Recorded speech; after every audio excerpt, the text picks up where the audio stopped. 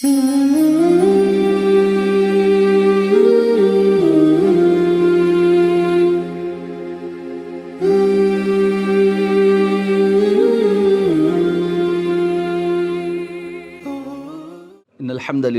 للہ رب العالمین والعاقبۃ للمتقین والصلاة والسلام علی سید الانبیاء والمرسلین نبینا محمد وعلی آلہ واصحابہ ومن تبعہم بإحسان الی یوم الدین. الحمد للہ الذی ہدانا لہذا وما كنا لنہتدی لولا ان ہدانا اللہ. رب اشرح لی صدری ویسر لی امری واحلل عقدۃ من لسانی یفقہوا قولی. اللہم انفعنا بما علمتنا وعلمنا ما ينفعنا وزدنا علما. اللہ تعالیٰ کے فضل و احسان سے ہماری تفسیر کی کلاس کا آغاز ہو چکا ہے، اور پہلے سیشن میں ہم نے قرآن مجید کی تعریف، ڈیفینیشن اور تفسیر کے حوالے سے کچھ گفتگو کی تھی. قرآن مجید کی تعریف میں ہم نے جو آخری چیز پڑھی تھی وہ یہ تھی کہ یہ کتاب سورہ فاتحہ سے شروع ہوتی ہے اور سورہ ناس پر ختم ہوتی ہے. تو سورہ فاتحہ سے شروع ہوتی ہے تو انشاءاللہ وہیں سے آغاز ہے. اعوذ باللہ من الشیطان الرجیم، بسم اللہ الرحمن الرحیم. الحمد للہ رب العالمین الرحمن الرحیم مالک یوم الدین.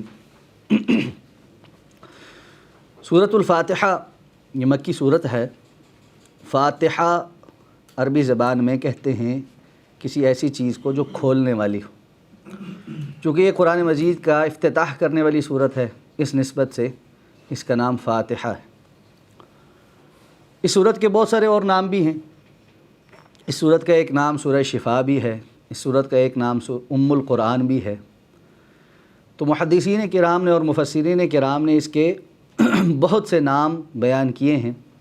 تو ایک اسائنمنٹ جو ہے جو میں آپ لوگوں کو دے رہا ہوں وہ یہ اگلی کلاس کے لیے کہ سورہ فاتحہ کے وہ نام جو مفسرین کرام نے بیان کیے ہیں وہ آپ جو ہے وہ اگلی دفعہ لے کر آئیں گے، اور ساتھ میں اپنا سورس بھی بیان کریں گے کہ آپ نے کون سے سورس سے یہ نام جو ہے اکٹھے کیے ہیں. اور آبویسلی وہ سورس گوگل نہیں ہوگا، ٹھیک ہے. گوگل سے ہٹ کر آپ نے تفاسیر کھولنی ہے اور دیکھنی ہے کہ کون کون سی تفسیر میں آپ کو سورہ فاتحہ کے کون کون سے نام ملیں. ٹھیک ہے جی. سورہ فاتحہ کا نہیں، آپ نے فزیکلی جو ہے وہ جو ہے نا کتابیں، جو تفاسیر کی کتب ہیں وہ کسی لائبریری میں جائیں، کوشش کریں کہیں نہ کہیں جو آپ کو تفاسیر کی تفسیر جو مل جائے، اور اس سے آپ ڈھونڈیں کہ جی سورہ فاتحہ کے مختلف نام مفسرین کرام نے کون کون سے بیان کیے.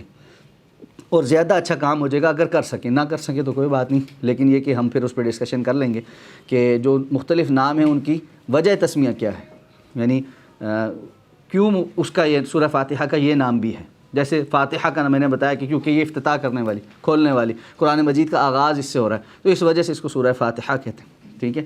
تو ام القرآن کیوں کہتے ہیں، سورہ شفا کیوں کہتے ہیں، خیر وہ تو ایک ابھی حدیث آ جائے گی، اس سے آپ کو سمجھ آ جائے گا. تو بہرحال مختلف نام ہیں اور ان کی وجوہات ہیں، وجہ تسمیہ بھی ہے کہ جی یہ کیوں یہ نام ہے. ٹھیک ہے. تو سورہ فاتحہ کا مختلف صورتوں کا شان نزول ہے یا مختلف آیات کا شان نزول ہے. اچھا، ضروری نہیں ہے کہ ہر آیت یا ہر صورت کا شان نزول پتہ ہو. شان نزول کہتے ہیں کہ ایک خاص وقت میں کوئی واقعہ یا کسی موقع پر وہ آیت یا صورت نازل ہوئی، اور صحابہ کرام رضوان اللہ تعالیٰ علیہم اجمعین نے اس واقعے کو آگے نقل کیا کہ فلاں صورت یا فلاں آیت اس موقع پر نازل ہوئی تھی. ٹھیک ہے. اچھا، بعض آیات ایسی ہیں جو ایک سے زائد مرتبہ نازل ہوئی، اور اسی وجہ سے ان کے شان نزول میں بھی مختلف واقعات ملتے ہیں کہ فلاں وقت پہ نازل ہوئی تو وہ کوئی اور وقت تھا، پھر بعد میں بھی صحابہ کرام نے کہا کہ نازل ہوئی. مثلا جو معوذتین ہیں ان کے متعلق ان کی شان نزول کے اور مواقع بھی ہیں، اور ایک موقع وہ ہے جب اللہ کے رسول صلی اللہ علیہ وسلم پر جادو ہوا، اور صحابہ نے آپ نے کہا کہ اللہ کے رسول صلی اللہ علیہ وسلم پر اس وقت یہ نازل ہوئی، اور آپ صلی اللہ علیہ وسلم ایک ایک آیت پڑھتے جاتے اور ایک ایک گرہ کھولتے جاتے، اور اس کے نتیجے میں وہ جادو کا اثر ختم ہو گیا. تو شان نزول کے حوالے سے یہ بات سمجھ لینی چاہیے کہ شان نزول ایک سے زائد بھی ہو سکتے ہیں، اور بعض صورتوں یا آیات کا شان نزول نہیں بھی پتہ ہو سکتا. اچھا، اسی طرح شان نزول تو ہمیں پتہ چل گیا کہ فلاں موقع پہ یہ آیت نازل ہوئی. مثلا سورہ مجادلہ کی جو ابتدائی آیات ہیں کہ ایک خاتون آئی اور اللہ کے رسول صلی اللہ علیہ وسلم سے آ کر اس نے کسی بات پر بحث کی، اور ام المومنین حضرت عائشہ فرماتی میں قریب بیٹھی تھی، مجھے آواز نہیں آ رہی تھی، لیکن اللہ تعالیٰ نے قد سمع اللہ قول التی تجادلک فی زوجہا وتشتکی الی اللہ واللہ یسمع تحاورکما کی آیت نازل فرماتی. ٹھیک ہے، لیکن اب وہ حکم عام ہے. تو شان نزول کا پتہ لگنے کا مطلب یہ نہیں ہے کہ قرآن مجید کی وہ آیت صرف اس موقع کے لیے مخصوص تھی، بلکہ اگر اس تخصیص کے لیے کوئی اور ہمارے پاس دلیل نہیں، یا تو رسول اللہ صلی اللہ علیہ وسلم فرما دیں کہ یہ صرف اس موقع کے لیے، یا یہ والا حکم صرف اس موقع کے لیے ہے، تو پھر تو ہمارے لیے وہ حکم صرف اس موقع کے لوگوں کے لیے رہ جائے گا، وگرنہ وہ حکم عام ہوگا. ٹھیک ہے، اور وہ مختلف مواقع کے اوپر بھی اگر اس سے دلیل بنتی ہے تو وہ دلیل پکڑی جا سکتی. اسی طرح احکامات بھی کہ اللہ رب العزت نے کوئی عمومی حکم دیا ہے اور اس کی ذیل میں بہت ساری اور چیزیں بھی آ سکتی ہیں، تو وہ آیت صرف جو ظاہری طور پر جس حکم کے متعلق بات کر رہی ہے یا جس کے متعلق صحابہ نے کہہ دیا ہے کہ یہ اس سے متعلق نازل ہوئی تھی، تو مطلب یہ نہیں ہوگا کہ عمومی معنی اگر کسی اور طرف بھی دلالت کر سکتا ہے تو ہم اس معانی کو نہیں لیں گے، بلکہ عمومی معانی اگر کسی اور طرف بھی دلالت کرتے ہیں وہ سارے معانی اس کے اندر ٹھیک ہوں گے. ٹھیک ہو گیا. تو شان نزول بہرحال اہمیت رکھتا ہے کہ کب کون سی آیت کی صورت کس طرح سے نازل ہوئی، اور اس میں پھر موقع کے حساب سے بسا اوقات اس صورت کی یا آیات کی فضیلت بھی بیان ہوتی ہے. تو صحیح مسلم کے اندر سورہ فاتحہ کی حوالے سے ایک فضیلت جو ہے جو ہمارے سامنے اس کے شان نزول میں بھی بیان ہوئی ہے، اور عبداللہ ابن عباس رضی اللہ تعالیٰ عنہ فرماتے ہیں کہ رسول اللہ صلی اللہ علیہ وسلم حضرت جبریل علیہ السلام کے ساتھ تشریف فرما تھے کہ ایک آواز آئی آسمان سے، اور پھر جبریل امین نے اللہ کے رسول صلی اللہ علیہ وسلم کو مخاطب کر کے فرمایا کہ اللہ کے رسول صلی اللہ علیہ وسلم، آج اللہ تعالیٰ کی حکم پر آسمان کا ایسا دروازہ کھولا گیا ہے جو آج سے پہلے کبھی نہیں کھلا، اور اس سے ایک ایسا فرشتہ آپ کے پاس آیا ہے جو آج سے پہلے کبھی زمین پر نہیں اترا. اور اس فرشتے نے آ کر آپ صلی اللہ علیہ وسلم کو سلام کیا، اور اس کے بعد کہا کہ ابشرک بنورین، میں آپ کو 2 نوروں کی خوشخبری دیتا ہوں، اور یہ نور بھی کیسے ہیں جو آپ کو دیے گئے ہیں آپ سے پہلے، لم یعط نبی قبلک، آپ سے پہلے کسی نبی کو نہیں دیے گئے. اور پھر انہوں نے کہا کہ ایک نور جو ہے وہ سورہ فاتحہ ہے، اور دوسرا نور سورہ بقرہ کی جو آخری 2 آیات خواتیم سورۃ البقرہ، آمن الرسول بما انزل الیہ من ربہ والمؤمنون سے لے کے فانصرنا علی القوم الکافرین تک، یہ 2 نور ہیں. اور پھر اس نے کہا کہ یہ وہ 2 چیزیں ہیں جس میں آپ جو مانگیں گے وہ آپ کو دیا جائے گا، کیونکہ ان دونوں کے اندر پہلے کچھ اصولی باتیں ہیں یا تعریفیں اللہ رب العزت کی، پھر مانگنے کا ڈھنگ بتایا گیا ہے، اور اس کے بعد جو سورہ بقرہ کی آخری آیت ہے اس میں ایمان کا اظہار ہے کہ ہمارا ایمان کیا ہے، اور اس کے بعد پھر کچھ دعائیں ہیں. تو سورہ فاتحہ میں بھی اینڈ پر کچھ دعائیں ہیں، اور سورہ بقرہ کے آخر میں بھی کچھ دعائیں ہیں. تو یہ دعائیں اس سرٹیفکیٹ کے ساتھ نازل ہوئی ہیں کہ اللہ رب العزت کی طرف سے یہ پہلے سے قبول شدہ ہے. جو بھی بندہ ان دعاؤں پر فوکس کر کے معنی اور مفہوم پر غور کر کے اللہ تعالیٰ سے صدق دل سے یہ مانگے گا، اس کو یہ دعائیں ضرور اللہ رب العزت کی طرف سے قبولیت کا شرف حاصل ہو چکی ہیں تو ملیں گی. یہ ساری باتیں اس کو مل جائیں گی، میسر آ جائیں گی. تو اب دعا میں بڑی اہمیت کی حامل بات یہ ہے کہ انسان کو ویسے ہی قبولیت کا یقین ہونے چاہیے.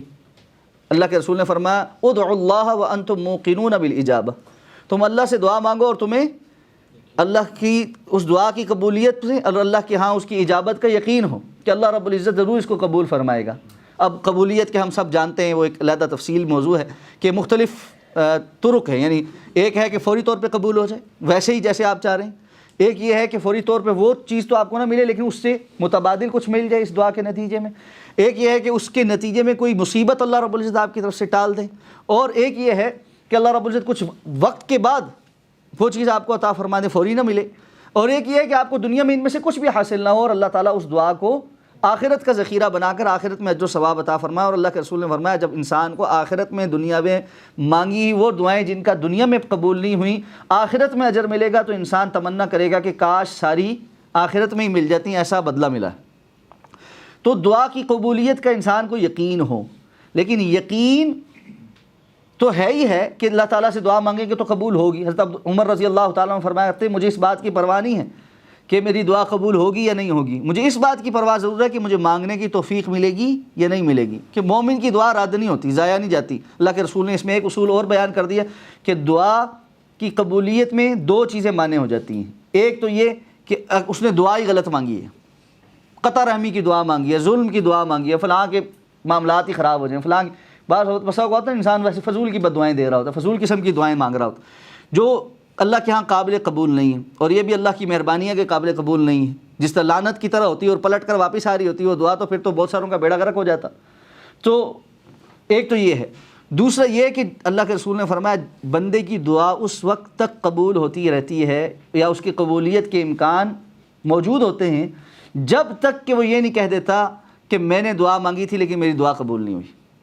جب وہ یہ کہہ دیتا ہے کہ میں نے دعا مانگی تھی میری قبول نہیں ہوئی، اب اس کی وہ دعا رائے گاں چلی جاتی ہے، اللہ رب العزت کے ہاں وہ اس فہرست سے کہ اس نے یہ دعا مانگی ہوئی ہے نکل جاتی، کہ اس نے پہلے ہی فیصلہ کر لیا کہ اللہ نے قبول ہی نہیں کی، تو بس اب وہ دعا باقی نہیں رہی۔ اس لیے یہ کلمات زبان سے نہیں ادا کرنے چاہیے۔ تو میں کہہ یہ رہا تھا کہ وہ دعا جس کے متعلق سرٹیفیکیشن ملی ہے کہ یہ پہلے سے قبول شدہ ہے، جو بھی مانگے گا اس کو وہ ملے گی۔ اور ابھی ہم حدیث مبارکہ حضرت ابو ہریرہ رضی اللہ تعالیٰ عنہ جس کے راوی ہیں تفصیل سے پڑھیں گے بھی، اللہ تعالیٰ نے سورہ فاتحہ کو کس طرح اپنے اور بندے کے درمیان تقسیم کیا ہے۔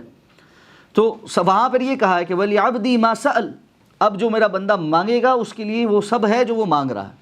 تو اس لیے یہ سرٹیفائیڈ ہے کہ یہ چیزیں جب بندہ اللہ سے طلب کرتا ہے یہ اللہ نے فیصلہ کر لیا ہے کہ جو بھی مانگے گا وہ اس کو ملیں گی۔ تو الحمدللہ اللہ نے اتنی بڑی ایک نعمت عطا فرمائی۔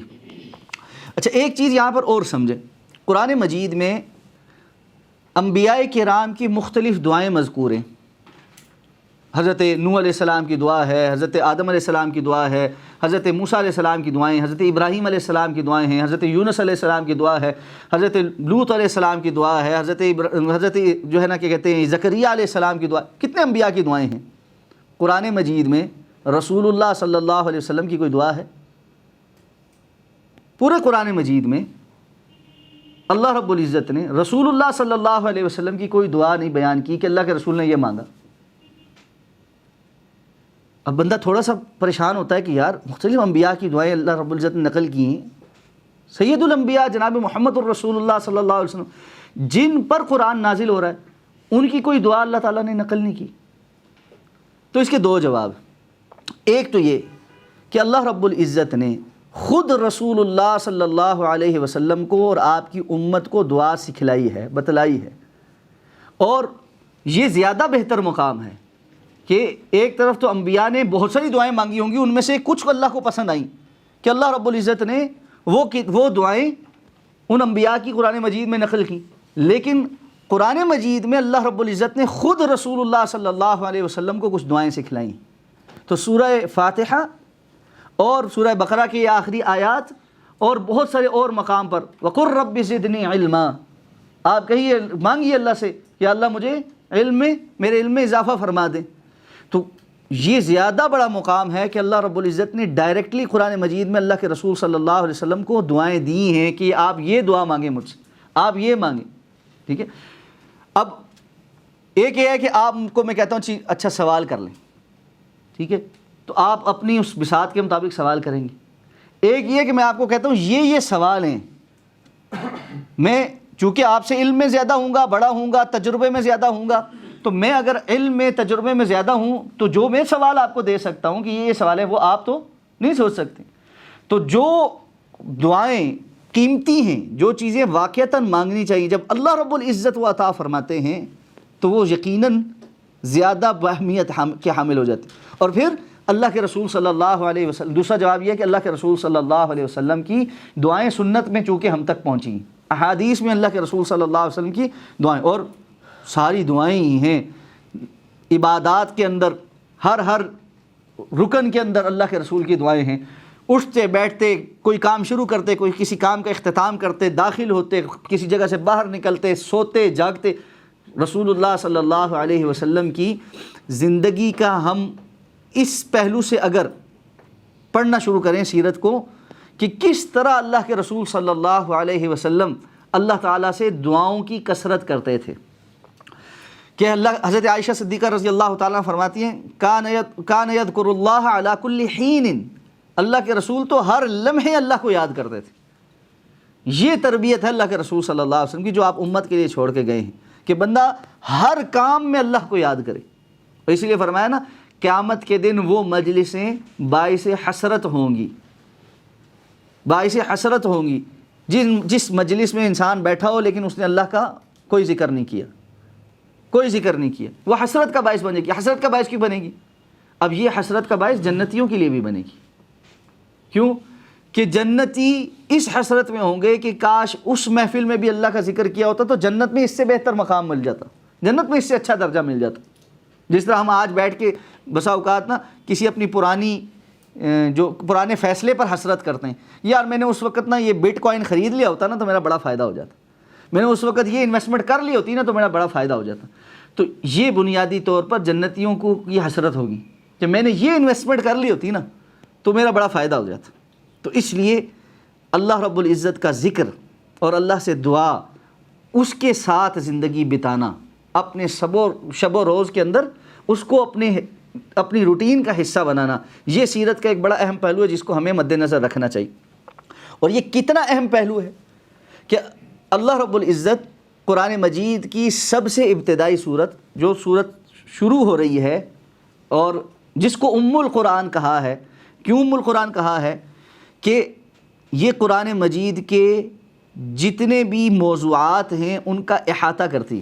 یہ ایک صورت اپنے اندر اتنی جامعیت رکھتی ہے کہ پورے قرآن مجید کے موضوعات کا احاطہ کرتی۔ اور یہ آپ ایک طرح سے سمجھ لیں کہ قرآن مجید کا ایک نچوڑ ہے، ایک خلاصہ ہے۔ ام القرآن پورے قرآن کی ماں ہے۔ جس طرح بچہ جو ہے وہ کتنے ہی کسی منصب پہ پہنچ جائے، اس کا اصل تو اس کی ماں ہوتی ہے نا، ماں سے کے پیٹ سے نکلا ہوتا ہے۔ اسی طرح سارے قرآن کے جتنے موضوعات ہیں وہ اس سورہ فاتحہ سے نکلے، تو اس لیے یہ ام القرآن۔ تو ام القرآن میں اللہ رب العزت نے اپنے بندے کو یہ تربیت دی ہے کہ وہ اللہ رب العزت سے مانگے اور اللہ رب العزت سے طلب کرے۔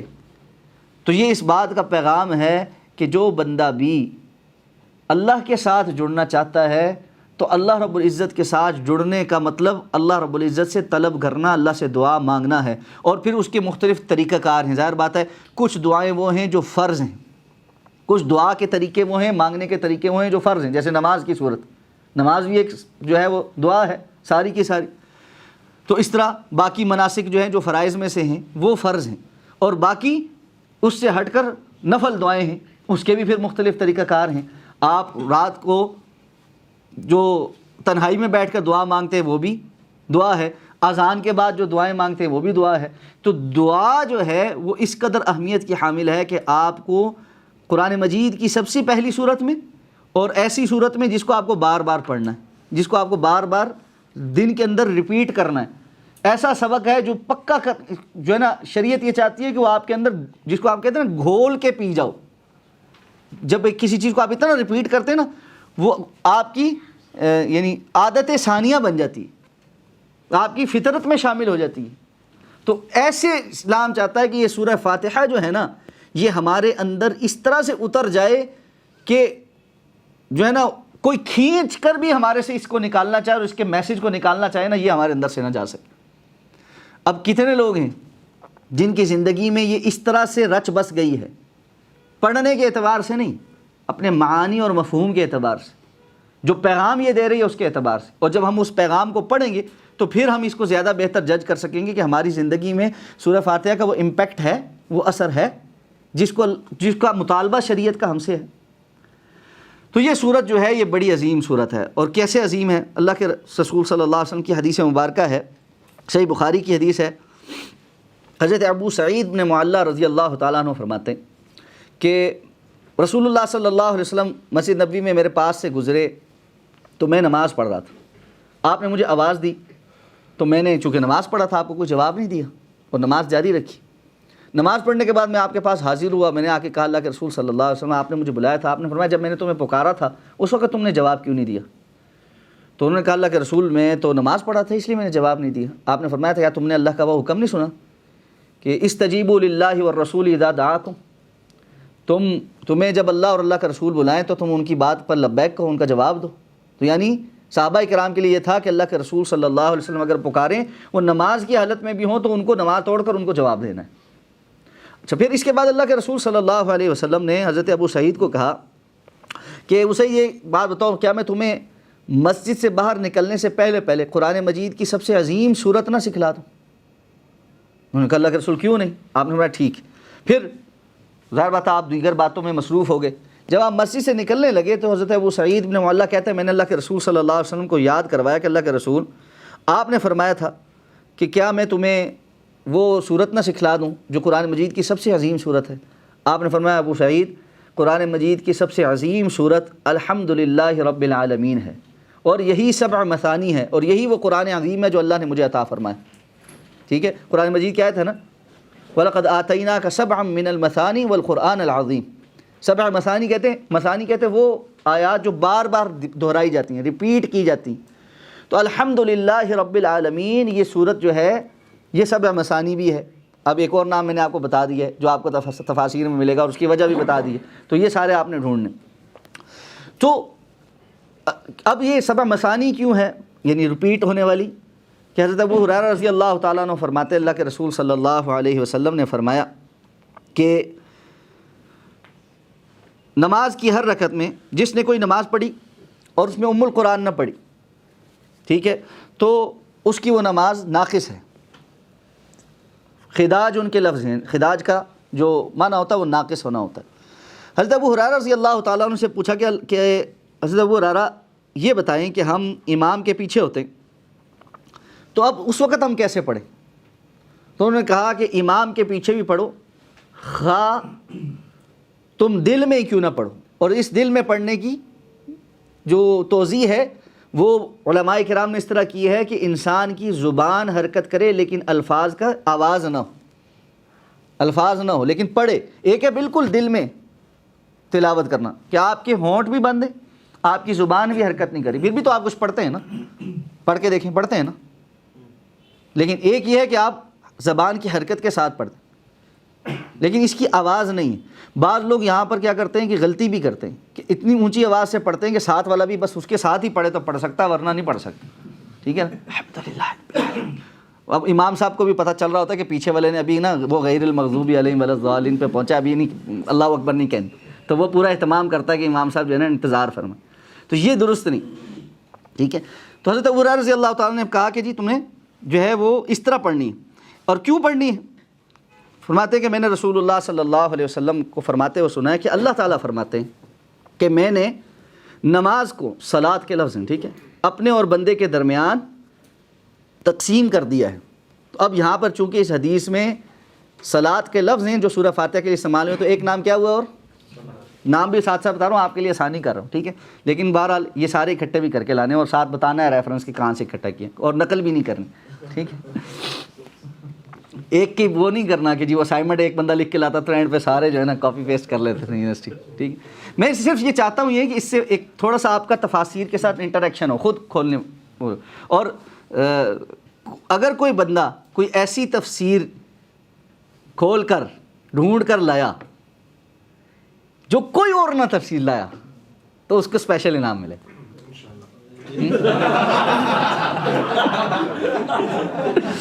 ٹھیک ہے، جس کو کسی اور نے کوٹ نہیں کیا، ٹھیک ہے۔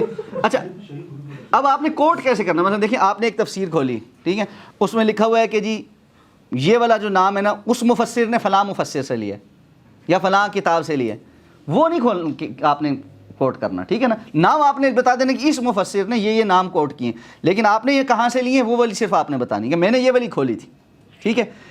فزیکلی آپ جس تفسیر کو کھولیں گے، اگر کوئی شخص ایسی کوئی تفسیر لے کر آیا جسے کسی اور نے نہیں کھولا تو اس کے لیے اسپیشل ہے نا، ٹھیک ہو گیا، چلیں جی۔ اچھا، حضرت ابو ہریرہ رضی اللہ تعالیٰ فرماتے ہیں کہ اللہ تعالیٰ فرماتے ہیں، رسول اللہ صلی اللہ علیہ وسلم فرمایا، اللہ تعالیٰ فرماتے ہیں کہ میں نے صلاۃ کو اپنے اور اپنے بندے کے درمیان تقسیم کر دیا ہے، تو جب میرا بندہ کہتا ہے الحمدللہ رب العالمین، تو اللہ تعالیٰ کی طرف سے جواب آتا ہے حمدنی عبدی، میرے بندے نے میری حمد بیان کی، میری تعریف بیان کی۔ اور پھر جب بندہ کہتا ہے الرحمن الرحیم، تو اللہ کی طرف سے جواب آتا ہے اثنى علی عبدی، میرے بندے نے میری ثنا بیان کی۔ جب وہ کہتا ہے مالک یوم الدین، تو اللہ تعالیٰ فرماتے ہیں مجدنی عبدی، یا بسا اوقات فرماتے ہیں فوض الی امری، میرے بندے نے میری بزرگی بیان کی، یا یہ کہ فرماتے ہیں کہ بندے نے اپنا معاملہ میرے سپرد کر دیا۔ پھر جب بندہ کہتا ہے ایاک نعبد و ایاک نستعین، تو اللہ تعالیٰ کی طرف سے جواب آتا ہے ھذا بینی و بین عبدی ولعبدی ما سأل۔ اب یہ ایک دعویٰ ہے نا، تو اللہ فرماتے ہیں یہ میرے اور میرے بندے کے درمیان، اور میرے بندے کے لیے وہ سب ہے جو اس نے سوال کیا۔ پھر وہ اہدنا الصراط المستقیم صراط الذین انعمت علیہم غیر المغضوب علیہم ولا الضالین جب کہتا ہے، تو یہاں پر اللہ کی طرف سے جواب آتا ہے ھذا لعبدی ولعبدی ما سأل، یہ میرے بندے کے لیے ہے اور جو میرے بندے نے سوال کیا اس کے لیے وہ سب ہے جو اس نے مانگا ہے۔ تو اس طرح سے اللہ تعالیٰ کی طرف سے سورہ فاتحہ کا جواب آتا ہے، اور جتنی مرتبہ آپ پڑھتے ہیں اتنی مرتبہ جواب آتا ہے۔ تو یہ ایک ایسی صورت ہے جو آپ کو براہ راست اللہ رب العزت کے ساتھ جوڑتی ہے۔ تو آج سے پہلے اگر کسی نے ایکسپیرینس نہیں کیا تو وہ یہ ایکسپیرینس کرے، ٹھیک ہے؟ کہ آپ ایک پڑھیں، پہلے تنہائی میں بیٹھے نا، اور بسم اللہ الرحمن الرحیم پڑھ کے نا الحمدللہ رب العالمین پڑھیں، ٹھیک ہے؟ اور یہ تصور کریں، یہ محسوس کریں کہ میرے یہ کلمات میرے اللہ رب العزت کی توجہ کا سبب بنے، اور اللہ رب العزت نے میرے اس کلمات پر چونکہ خود فرمایا ہے، اس لیے یقیناً یہ فرمایا ہے حمدنی عبدی، میرے اس بندے نے میری تعریف بیان کی ہے۔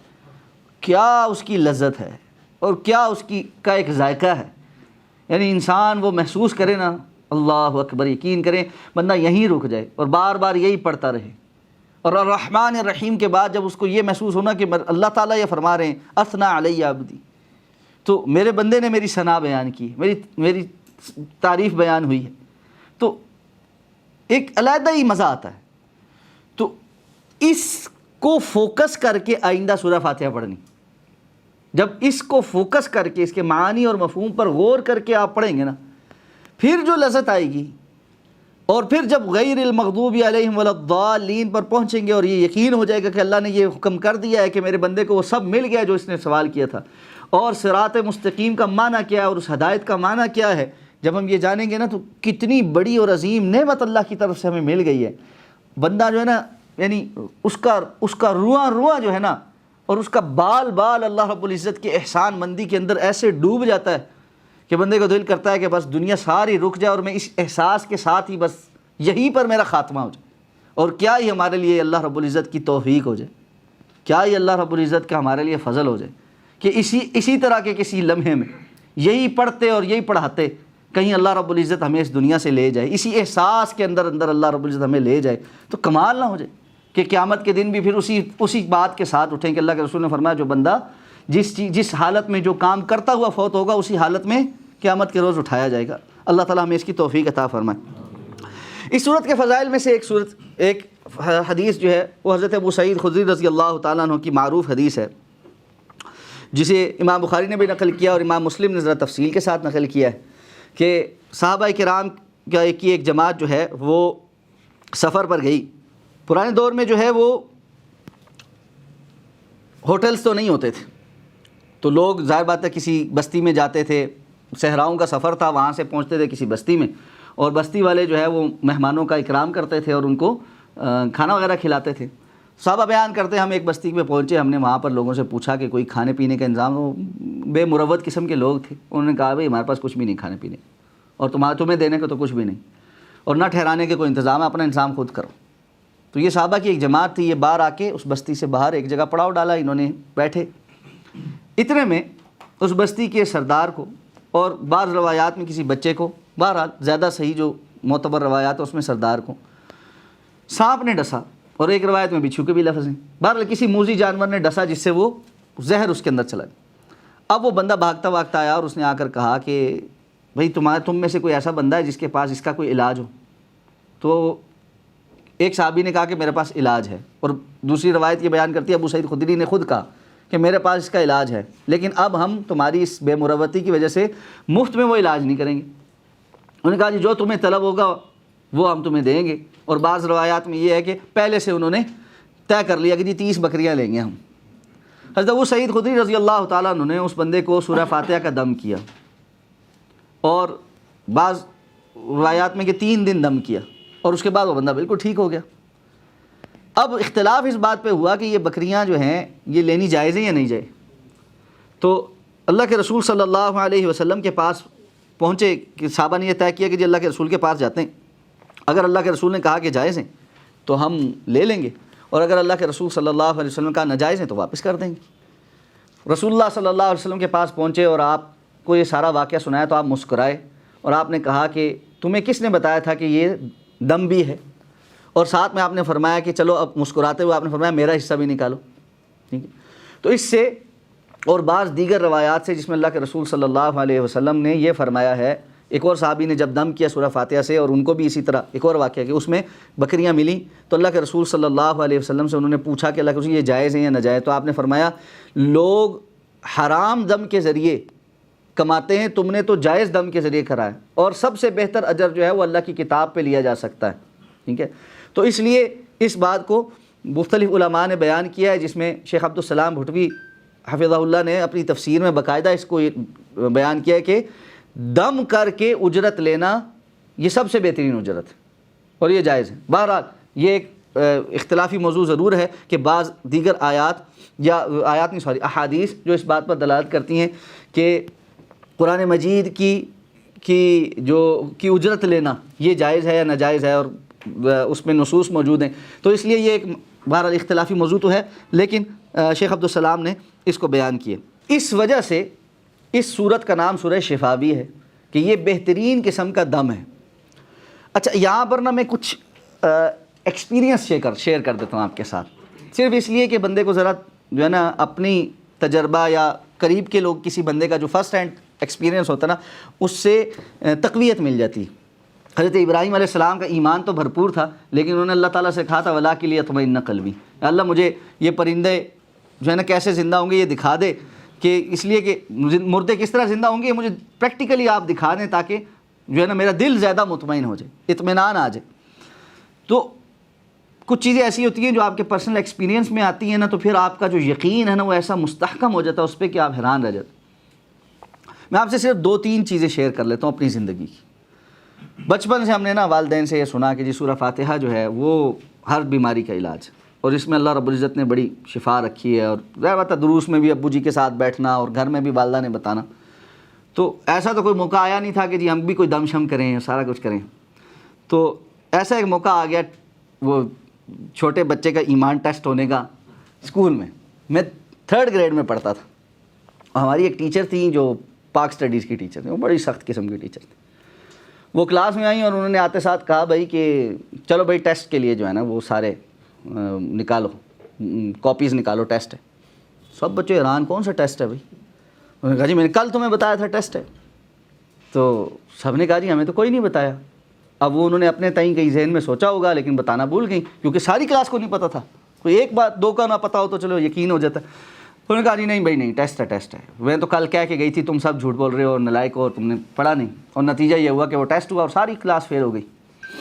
اب وہ سخت بہت تھیں، ان کو بہانہ چاہیے ہوتا تھا کہ کوئی نہ کوئی پٹائی لگانے کا، اور سخت سردی میں، اور اس زمانے میں اسکولوں میں اور اچھے اسکولوں میں صحیح پٹائی لگتی تھی۔ یہ جو آج ہے نا بالکل ہی کوئی پٹائی نہیں لگتی، ہاں یہ مدرسے ویسے ہی بدنام ہیں، وہ ٹھیک ٹھاک اسکولوں میں پٹائی لگتی تھی۔ تو وہ کیا کرتی تھی، یہ جو لکڑی کا ڈسٹر ہوتا ہے نا، یا ہم 3 گریڈ کے بچے آپ دیکھیں الٹے ہاتھ کرا کے ایسے 3 اس پہ 30 اس پہ سخت سردی میں ٹکا کے مارتی تھی۔ اب سورہ فاتحہ کا سنا تھا جی کہ وہ ہر بلا کو ٹالتی ہے، شفا بھی ہوتی ہے، سارا کچھ ہوتا ہے۔ انہوں نے کلاس کے اس کونے سے مارنا شروع کیا، بچوں کی آواز میں اوئے بھر گئے، ہائے لگے ہوئے ٹھکا ٹھک نہ سب کو مار پڑی۔ 35 بچوں کی کلاس ہے، میں بالکل اس رائٹ ایکسٹریم کارنر پہ، مجھے آج بھی یاد ہے میں دوسرے بینچ پہ بیٹھا تھا، یعنی اگلے والے سے سیکنڈ، اور میں بیٹھا ایسے تھا کہ 2 بچے بیٹھتے ہیں نا، تو یہ ادھر جو باہر والی سمت ہوتا ہے یہ میں بیٹھا تھا، اور دیوار والی سائڈ پہ ایک اور بچہ بیٹھا تھا۔ تو بس اب تو صورتحال بدلیں گے، تو میں نے اپنا سورہ فاتحہ پڑھ کے نا دم شروع، آپ یقین کریں اللہ رب العزت کیسے لاج رکھتا ہے اپنے بندوں کی. وہ پوری کلاس کو 34 بچوں کو مار پڑی ہے. ٹھیک ہے, ہم 4 آخر میں رہتے تھے, 30 میرے سے پہلے مار کھا چکے ہیں. میرے پاس آئیں, مجھے چھوڑا, اندر والے کو مارا. ٹھیک ہے, اور یہ آگے والے کے پاس جب چلی گئی تو بچے ہوتے, پیچھے والے نے کہا میڈم یہ رہ گیا ہے. ٹھیک ہے, وہ واپس جا کے اس کو 2 اور ماری, تم کیوں بولے ہو, پھر مجھے چھوڑا اور آگے جا کے مارا.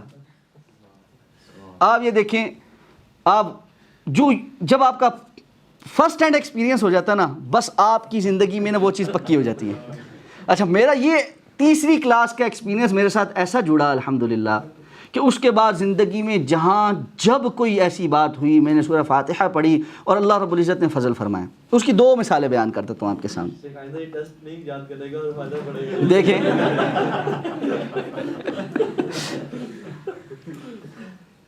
مجھے نا میرے بچپن میں یہ اس جگہ سیم یہ یہاں, اب تو بلکہ بسا اوقات بھول بھی جاتا کہ کہاں, لیکن غالباً یہاں نہیں, یہاں سوری, یہ ٹھیک ہے, یہ اس والی پہ چوٹ لگی ہوئی ہے نا, اس لیے مجھے پتا ہے یہ چوٹ والی, یہ نہیں, یہ یہاں پر ایک مول تھا. ٹھیک ہے, اور وہ مول جو ہے نا جیسے جیسے میں بڑا ہو رہا تھا نا تو وہ بڑا ہو رہا تھا. وہ آپ کو پتہ ہے وہ موقع اس کو اردو میں کہتے ہیں, وہ بڑا ہوتا جاتا ہے نا, وہ بلیک ہو جاتا ہے اور بڑا ہو جاتا ہے. اچھا, میرے اس کے ساتھ پرابلم یہ تھا کہ جیسے جیسے میں بڑا ہونے لگا تو وہ بلیڈ بھی کرتا تھا, کہ اس کے اندر نا کوئی وین تھی, اور ڈاکٹر کو بھی دکھایا تو اس نے کہا کہ جی اس کا تو کچھ آپریشن ہوگا, لیکن یہ بڑا سینسیٹیو ہے کیونکہ یہاں پہ ہے اور اس کے اندر وین بھی ہے, یہ بلیڈ بھی کرتا ہے, تو دیکھتے ہیں کیا کریں. یہ وہ اچھا مشورے دینے والے آگے ہوتے ہیں, گھوڑے کا بال باندھ لو, فلاں کر لو, یہ کر لو, کر لو, ایسے بہت سارے مشورے ملتے رہتے تھے. مجھے ایک دفعہ خیال آیا کہ یار یہ اتنا عرصہ ہو گیا, مجھے یہ تنگ بھی کر رہا ہے, اور میں اچھا اسکول کے جو کارڈ, اس وقت اپنا آئی ڈی کارڈ تو تھا نہیں, اسکول کے کارڈ پہ جو ہے نا وہ علامتی نشان جو ہوتا ہے نا, مول آن دا فیس لکھا ہوا تھا. ٹھیک ہے, یعنی اتنا بڑا تھا وہ کہ وہ مول آن دا فیس لکھا ہوا تھا بقاعدہ.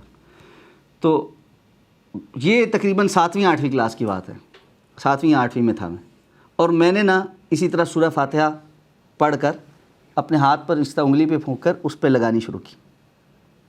بلیو می, مجھے نہیں پتا کہ 1 ہفتے کے بعد وہ کہاں گیا.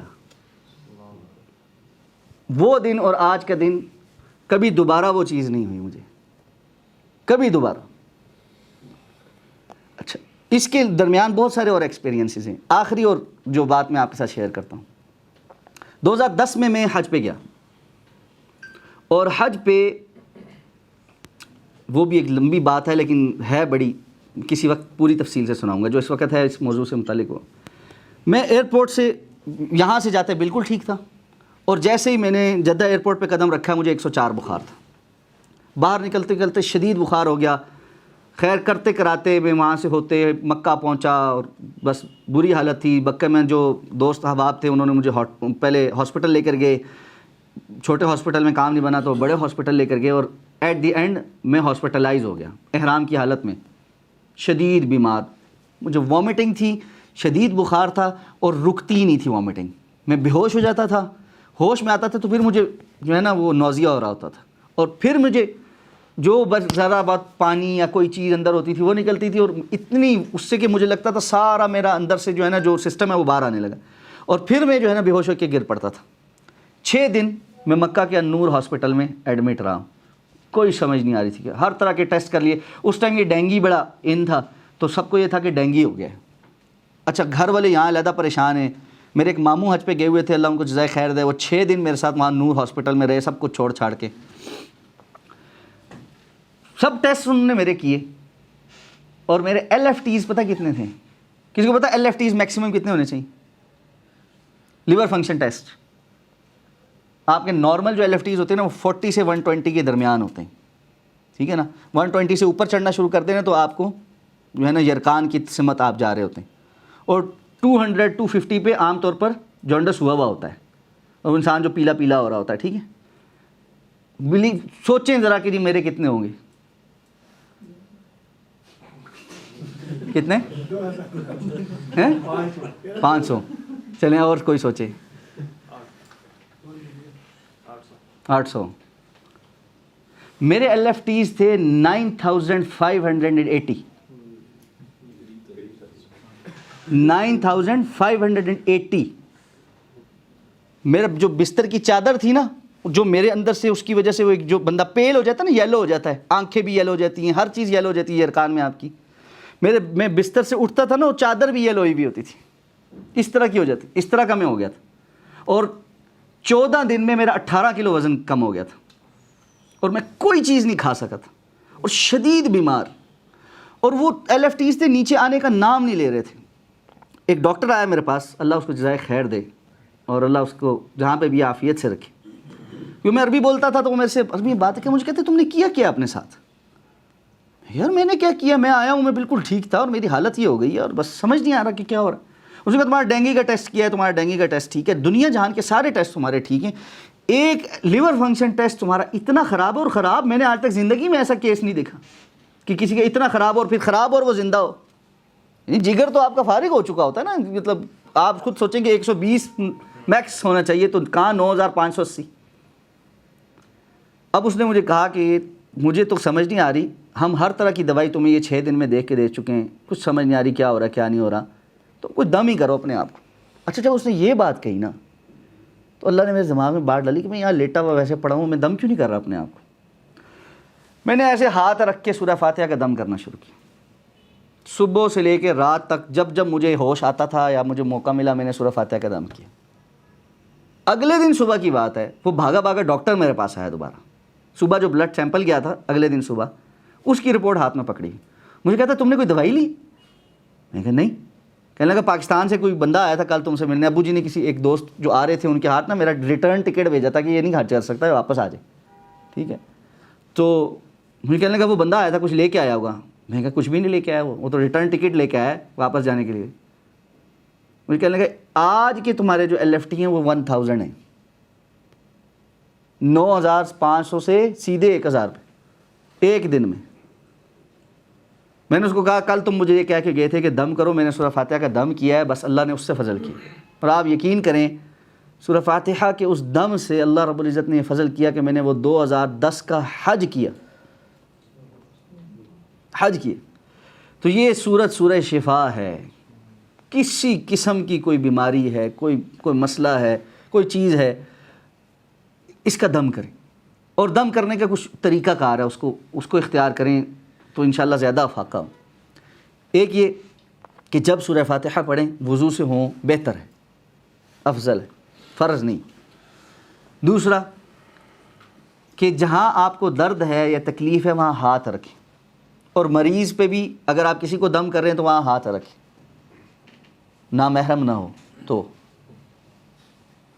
اور جس کو ہاتھ نہیں رکھ سکتے اس کو ہاتھ نہ رکھیں، یا مریض کو کہیں کہ وہ وہاں ہاتھ رکھیں. کیونکہ یہ حدیث میں آتا اللہ کے رسول صلی اللہ علیہ وسلم صحابی کو کہا تھا نا اعوذ بعزت اللہ وقدرتہ من شر ما اجد واحاذر، جن کو سکھایا تھا، تو وہاں اللہ کے رسول نے فرمایا تھا جہاں تکلیف ہے وہاں ہاتھ رکھو. تو یہ دم کرنے کے طریقہ کار میں سے. اور اس کے بعد آپ معانی پر توجہ کر کے سورہ فاتحہ پڑھیں. 7 مرتبہ پڑھیں، 11 مرتبہ پڑھیں، 21 مرتبہ پڑھیں، 41 مرتبہ پڑھیں. 3 دن، 7 دن، 21 دن یا 41 دن. اور علماء نے اپنے تجربے میں یہ بات لکھی ہے کہ 41 دن سے اوپر ہم نے آج تک کسی چیز کے لیے ضرورت نہیں محسوس کی کہ سورہ فاتحہ کا دم کرنا پڑتا ہے. کہ اللہ کے رسول کی حدیث ہے سوائے موت کے اللہ نے ہر بیماری کی اس میں شفا رکھی. وہ بیماری جس نے آپ کو موت سے ہمکنار کرنا، ظاہر بات ہے موت تو اٹل حقیقت، اس کے علاوہ باقی ہر چیز کی شفا ہے. اس لیے دم کریں اس کو معانی پر غور کر کے. تو اللہ رب العزت نے بہت اس کے اندر اثر رکھا. اور کیوں نہ ہو، اللہ کے رسول نے بتلایا جو ہے 7 عدد کس لیے، یہ تعداد بھی ہے اور دن بھی ہے. یعنی آپ کو عموماً 3 دن میں یا 7 دن میں اللہ رب العزت شفا دے دیتا. لیکن اگر کسی کا بہت ہی مسئلہ ہے تو وہ پھر 11 دن تک کرے، پھر بھی مسئلہ نہیں حل ہو رہا 21 دن تک کرے، پھر بھی مسئلہ نہیں ہو رہا 41 دن تک کرے. لیکن 41 دن تک تو آپ نے جس کو سورہ فاتحہ پڑھ کر دم کر لیا ہے نا، یا جس نے خود کر لیا ہے، وہ تو یہ سمجھے کہ اس کی وہ بیماری جڑ سے ختم ہو جاتی ہے، پھر مڑ کے زندگی میں کبھی سوال نہیں پیدا ہوتا اس کو وہ ہو جائے. اس یقین کے ساتھ پڑھیں. جی تو میں طاق دین کے اس لیے بتا رہا ہوں کہ یہ آپ اس میں ہمارے ہاں ایک بہت بڑا مسئلہ نا، فتویٰ بہت جلدی لگتا ہے. ٹھیک ہے نہیں، تو فتوے میں یہ ہے کہ کچھ چیزیں تجربے کی ہوتی. ٹھیک ہے، کچھ چیزیں تجربے کی، اور دم میں بالخصوص تجربہ اس لیے چلتا ہے کہ اللہ کے رسول صلی اللہ علیہ وسلم نے تجربے والا دم کو انڈورس کیا ہے، کہ آپ صلی اللہ علیہ وسلم سے صحابہ نے کہا اللہ کے رسول زمانہ جاہلیت میں ہم کچھ الفاظ پڑھ کر دم کرتے تھے تو شفا ہو جاتی تھی، آپ نے فرمایا وہ الفاظ میرے سامنے پیش کرو، اور جب انہوں نے وہ پڑھے تو آپ نے فرمایا یہ ان میں کوئی حرج نہیں، کیونکہ ان میں کوئی شرکیہ بات نہیں۔ اس سے اصول یہ نکلا کہ ایسے وہ الفاظ جن میں شرک نہ ہو اس سے دم کیا جا سکتا ہے۔ تو یہ جو ہمارے ہاں بعض لوگ بہت ہی ریجڈ ہو کر یہ فتویٰ لگاتے ہیں نا کہ سوائے جو ہے نا کیا کہتے ہیں جو مسنون اذکار ہیں اس کے علاوہ کچھ پڑھ کر نہیں، نہ پڑھا جا سکتا ہے نہ دم کیا جا سکتا ہے، یہ بات محل نظر صحیح احادیث سے اور جمہور امت کے جو سلف ہیں ان سے اس کے برعکس ثابت ہے، ٹھیک ہے۔ اور یہی معاملہ دم کے معاملے میں تعویذ کا بھی ہے، ٹھیک ہے۔ ایک بہت لمبا موضوع ہو جائے گا ہمارے لیے، لیکن اس پہ کسی وقت ایک اور سیشن کریں گے کہ قرآنی تعویذ کے حوالے سے علماء کا کیا موقف ہے، ٹھیک ہے نا۔ اور میں ممکن ہوا تو میں آپ کے ساتھ ایک چھوٹا سا اس پہ کتابچہ شیئر کر دوں گا۔ شیخ مصطفیٰ ظہیر امن پوری جو ہیں انہوں نے ابھی ایک بڑا اچھا اس پہ کتابچہ جو ہے وہ لکھا ہے، اور بڑی اچھی دلائل اور سلف سے جو ہے نا، اور سلف صرف قریب کے نہیں پرانے اسلاف جو ہیں ان سے جو ہے اس کا تعامل لے کر آئے ہیں، واللہ اعلم بالصواب۔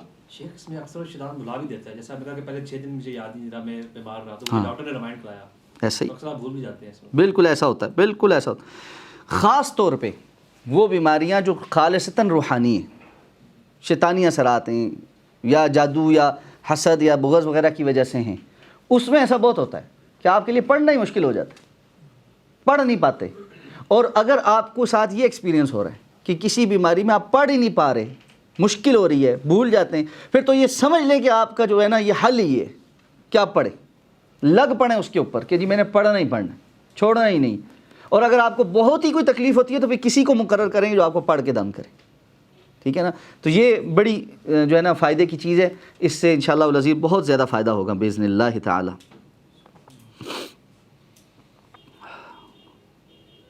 اچھا جی، بعض اہل علم نے نا قرآن مجید کے 4 حصے کیے، اور چاروں حصے جو ہے وہ الحمدللہ سے شروع ہو رہے، الحمد سے شروع ہو رہے۔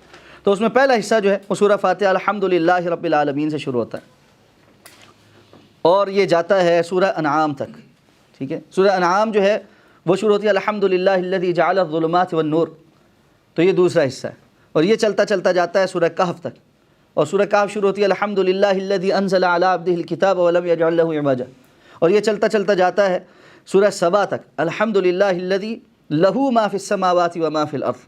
تو ان چاروں صورتوں کے شروع میں، اور یہ قرآن مجید کی 4 ہی صورتیں جن کے شروع میں الحمدللہ آ رہا ہے۔ تو قرآن مجید کی جو ہے نا ایک ترتیب یہ بھی ہے کہ مفسرین کے ہاں الحمدللہ کے اعتبار سے قرآن مجید کے 4 جز ہیں جی، سورہ فاتحہ سے دوسری سورہ انعام تک، پھر سورہ کہف، اور پھر سورہ سبا۔ اچھا جی، سورہ فاتحہ کا جو آغاز ہے وہ بسم اللہ الرحمن الرحیم سے ہو رہا ہے، ٹھیک ہے جی۔ بسم اللہ الرحمن الرحیم جمہور علماء اور سلف کے نزدیک ہر سورت کا حصہ ہے سوائے سورہ توبہ کی، اسی لیے سورہ توبہ کے شروع میں لکھی بھی نہیں جاتی۔ تو اور پھر انہ من سلیمان و انہ بسم اللہ الرحمن الرحیم، تو اس اعتبار سے تعداد بسم اللہ الرحمن الرحیم کی 114 پوری ہو جاتی، ٹھیک ہے۔ تو سورہ فاتحہ کا بھی جو آغاز ہے وہ بسم اللہ الرحمن الرحیم سے ہے۔ بسمی بی، یہ با جو ہے یہ حرف جر ہے، اور اس کا معنی ہوتا ہے ساتھ۔ اسم اللہ، اسم نام کو کہتے ہیں، اللہ، اسم اللہ اللہ کے نام کے ساتھ۔ اب یہ کچھ بھی نہیں کہا کہ شروع کرتا ہوں، آغاز کرتا ہوں۔ عربی زبان کا ایک اعجاز یہ ہے کہ وہ بہت ساری باتیں نہ کہتے ہوئے بھی کہہ جاتی، اور یہ کسی زبان کے فصاحت اور بلاغت کا حصہ ہوتا ہے کہ آپ الفاظ تھوڑے سے کہتے ہیں لیکن وہ پہلے سے معانی اپنے ارد گرد کے دے رہی ہوتی۔ تو بسم اللہ ہی اللہ کے نام کے ساتھ، ساتھ کیا کر رہا ہوں؟ اوبویسلی آغاز کر رہا ہوں، شروع کر رہا ہوں۔ اس لیے ہم اردو میں جب بچپن میں ترجمہ پڑھتے شروع کرتا ہوں اللہ کے نام کے ساتھ، یہ شروع کرتا ہوں جو ہے نا یہ ہے نہیں ہے لیکن انڈرسٹینڈیبل ہے کہ جی میں اللہ کے نام کے ساتھ جو بڑا مہربان اور بار بار رحم، الرحمن ہے اور رحیم ہے۔ الرحمن اور رحیم کی تفصیل ہم جو سورہ فاتحہ کی دوسری آیت ہے، یا اس کو تیسری آیت کہنا چاہیے، کہ وہاں پر ہے، تو انشاءاللہ وہاں پر تفصیل سے اس کو پڑھیں گے کہ الرحمن اور الرحیم کیا ہوتا ہے اور ان دونوں کے اندر کیا فرق ہوتا ہے۔ تو بسم اللہ الرحمن الرحیم، اللہ کے نام کے ساتھ جو بڑا رحمان بہت رحیم ہے، ٹھیک ہے، یا جو رحمان اور رحیم، ہر کام کا آغاز جو ہے وہ اللہ کے نام کے ساتھ ہے۔ اور اسی بات کی اللہ کے رسول صلی اللہ علیہ وسلم نے تعلیم بھی دی ہے کہ اللہ کے رسول صلی اللہ علیہ وسلم ہر خیر کے کام کا آغاز بسم اللہ سے کرتے تھے۔ کھانا کھاتے ہوئے بسم اللہ ہے، اسی طرح گفتگو کے آغاز میں آپ اللہ کا نام لیتے تھے۔ تو اللہ کے نام کے ساتھ انسان کے لیے وہ خیر اور برکتیں شامل ہو جاتی ہیں جو وہ خود اپنی صلاحیتوں سے نہیں حاصل کر سکتا۔ تو ہر چیز کی ابتدا میں بسم اللہ اس لیے ہے کہ اس چیز کی وہ ساری خیر اور برکت اللہ رب العزت کے نام کے شامل ہو جانے کی وجہ سے آ جاتی ہے، جو انسان کو اس کے بغیر نہیں میسر آ سکتی۔ ہم جب پڑھتے نا بسم اللہ الذی لا یضر مع اسمہ شیء فی الارض ولا فی السماء وہو السمیع العلیم، وہاں اس بات کا اظہار ہے۔ اللہ کے رسول نے یہ دعا سکھلائی ہے، کس کس کو پتہ ہے اس دعا کا؟ ہاں الحمدللہ سب کو پتہ۔ اور کتنی مرتبہ پڑھنی ہے؟ 3 مرتبہ، صبح اور 3 مرتبہ شام کو، اور جو صبح پڑھ لے شام تک اور جو شام کو پڑھ لے صبح تک ہر موذی چیز سے بچ جاتا ہے۔ اور جو صحابی حدیث بیان کر رہے تھے نا، ان کا ایک ہاتھ جو ہے نا وہ فالج زیادہ تھا، تو ایک بندہ سن رہا تھا نا، وہ ہنسنے لگ گیا تھوڑا سا تنزیہ مسکراہٹ کے، خود تو یہ بیان کر رہے ہیں اور دیکھو اپنے ہاتھ کو نقصان پہنچا ہوا ہے۔ تو کہنے لگے تم ہنسو نہیں اس بات پر، ایک ہی دن تھا جس دن میں پڑھنے میں بھول گیا تھا اور مجھے اس دن یہ فالج ہوا تھا، وگرنہ جس دن میں پڑھتا رہا ہوں مجھے کوئی نقصان نہیں پہنچا۔ تو یہ بسم اللہ الذی کہ جب ہم پڑھتے ہیں اللہ کے نام کے ساتھ، الذی لا یضر مع اسمہ شیء فی الارض ولا فی السماء، کہ جس کے نام کے ساتھ کوئی چیز نہ، چاہے وہ زمین میں ہو چاہے وہ آسمان میں ہو، نقصان نہیں پہنچا سکتی۔ تو آپ یہ دیکھیں اللہ کے نام کے ساتھ جب یہ خیر ملتی ہے کہ کوئی چیز نقصان نہیں پہنچا سکتی، تو اس کے ساتھ ساتھ ہر وہ چیز جو خیر والی ہے وہ بھی شامل ہو جاتی۔ اس لیے جب بھی بسم اللہ پڑھیں تو یہ ضرور ذہن میں رکھیں کہ ہم جو بھی کام کرنے لگیں، کھانا کھانے لگا ہوں اس کی جتنی خیر برکت اور افادیت ہے، میں علمی کوئی کام کرنے لگا ہوں اس وقت اس کی جو جتنی خیر اور برکت اور افادیت ہے، میں کوئی لین دین کرنے لگا ہوں اس وقت اس کی جتنی افادیت اور خیر اور برکت ہے، وہ ساری اللہ کے اس نام کے ساتھ میرے پاس شامل ہوگی۔ آپ دیکھیں گے یہی وجہ ہے شیطان سب سے زیادہ بسم اللہ ہی بھلواتا ہے، سب سے زیادہ اس کی اولین کوشش یہ ہوتی ہے بندے کو بسم اللہ نہ یاد رہے۔ اس لیے اس بسم اللہ کو اپنی زندگی میں نا پختہ کریں۔ تو بسم اللہ الرحمن الرحیم، اللہ کے نام کے ساتھ جو رحمان ہے جو الرحیم ہے۔ الحمد للہ رب العالمین، الحمد، حمد تعریف کو کہتے ہیں، الف لام اس کو عربی میں کہتے ہیں استغراق کا ہے۔ استغراق کہتے ہیں کسی چیز کے اندر، جس طرح غرق ہونے کا لفظ ہے نا، ہم غرق کیوں کہتے ہیں کہ جو بالکل ڈوب جاتا ہے، ٹھیک ہے، جو گہرائی میں پہنچ جاتا ہے۔ استغراق جو کسی چیز کی معنی کے اندر بڑی گہرائی پیدا کرتا ہے۔ تو الف لام یہاں پر استغراق کا ہے۔ لغت میں جب ہم یہ کہتے ہیں تو اس کا مطلب یہ ہے کہ حمد کے معنی کے اندر جو ڈیپتھ ہے نا، جو اس کی ایک گہرائی ہے، وہ یہ الف لام پیدا کر رہا ہے۔ الحمد، ہر قسم کی تعریف، الحمد ہر قسم کی تعریف۔ اب وہ ہر قسم کی اس لیے کہی ہے کہ انسان کی بساط ہی بڑی محدود ہے۔ اگر ہم اپنی بساط کے مطابق تعریف کریں گے تو ہماری تو ایکسپوجر بھی تھوڑا ہے، عمر بھی تھوڑی ہے، زبان بھی چھوٹی ہے، الفاظ بھی اتنے ہی دماغ میں سماتے ہیں جتنے کہ آ سکتے ہیں۔ اس لیے الحمد، ہر قسم کی تعریف، جو تعریف کہی جا سکتی ہے وہ سب کی سب للہ، لی یا پھر لے جس کو ہم کہتے ہیں کے لیے، ٹھیک ہے، اور یہ بھی حروف جر میں سے بھی ہے۔ حروف جر ان حروف کو کہتے ہیں جن کے بعد جو آنے والا حرف ہے اس کے نیچے زیر آ جاتی، ٹھیک ہے، اور وہ اس کے پھر بہت سارے جو ہے نا گرامیٹیکل ایسپیکٹس ہیں کہ وہ کیا کیا میننگ میں کیا کیا فرق لاتا ہے، ٹھیک ہے، کیونکہ ہم اس میں نہیں گھس رہے اتنے زیادہ گرامیٹیکل اس میں کہ وہ بعض لوگوں کے لیے بہت ثقیل ہو جائے گا، بہت زیادہ بھاری ہو جائے گا، اور وہ پھر بسا اوقات جو ہے نا اتنی آپ گرامر میں جب گھستے نا تو وہ پھر بوریت کا بھی سبب بن جاتی.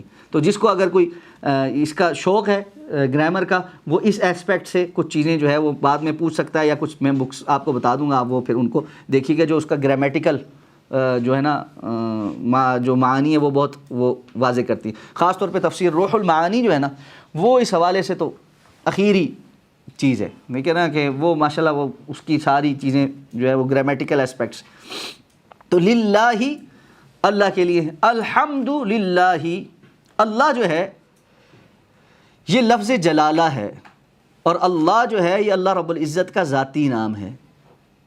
اللہ کا جو لفظ ہے اس کا اصل جو ہے وہ الالہ ہے، اور اس کو پھر سمپل فارم میں کرنے کے لیے بیچ کا جو حمزہ ہے وہ محذوف ہو گیا. یہ بھی گرامر کا ایک اصول ہے کہ جی عربی زبان کا یہ اصول ہے کہ وہ بعض چیزیں محذوف کرتی ہے، اور اس کی پھر حذف ہونے کے بہت لمبے چوڑے قاعدے ہیں کہ جی کیا کب کہاں کس وجہ سے کون سا ورڈ جو ہے وہ گر جاتا ہے اور اس کی جگہ دوسرا ورڈ جو ہے وہ اس کی جگہ لے لیتا ہے. تو الالہ کا شارٹر فارم جو ہے اللہ ہے. یعنی جب بھی ہم اللہ کہتے ہیں صرف اللہ کہیں، کچھ بھی اور نہ کہیں، وہ ہماری اس بات کا اعلان ہوتا ہے کہ ہم معبود عبادت کے لائق صرف اللہ کو مانتے. صرف اللہ کہیں، یہ معنی خدا میں نہیں نکلتا، یہ گاڈ میں بھی نہیں نکلتا، یہ کسی میں نہیں نکلتا. اس لیے بعض علماء اس بات کے قائل ہیں کہ جب بھی اللہ رب العزت کا ذکر ہو، یا تو ان اسماء اور صفات کے ساتھ ہو جو اللہ رب العزت نے خود بیان فرما دی ہیں، جس طرح الرحمن ہے، الرحیم ہے، یا سب سے بہتر یہ ہے کہ صرف اللہ کے لفظ کے ساتھ، کہ وہ جو معانی آپ کو دے رہا ہے نا وہ اتنے کمپریہنسو ہیں، اور اللہ رب العزت کے تعارف کی وہ بنیاد ہیں جس کی وجہ سے اللہ نے ہمارا اپنا تعارف ہمیں دیا ہے. ٹھیک ہے، وہ قرآن مجید کی کیا آیت ہے، وَمَا خَلَقْتُ الْجِنَّ وَالْإِنسَ إِلَّا لِيَعْبُدُونَ. ہم نے انسان اور جنات کو صرف اس لیے پیدا کیا کہ وہ ہماری عبادت کریں. یہ جو بنیادی جو فرض ہے، جو کاز ہے ہمارے پیدا ہونے کا، جب ہم اللہ کہتے ہیں نا اس بات کو سمجھ کے، بار بار وہ ہمارا وہ کاز ہمارے سامنے آتا ہے، اور وہ بنیاد جس کی بنیاد پر ہمارا اور اللہ کا ایک تعلق ہے، اللہ معبود ہے اور ہم عبد ہیں، وہ اجاگر ہوتا ہے. تو اللہ لفظ جلالہ ہے. یہ لفظ جو ہے یہ تو اسم ہے، یہ تو فعل تو نہیں ہے، پھر یہ مطلب کہاں سے نکلا یہ والا جو آپ بتائیں؟ اسم ہے، اسم جو ہوتا ہے نا وہ بھی تو کہیں سے نکلتا ہے نا، اس کے بھی مصادر ہوتے ہیں. ٹھیک ہے، اور اس کے بعد وہ اسم کے طور پر معروف ہو جاتا ہے.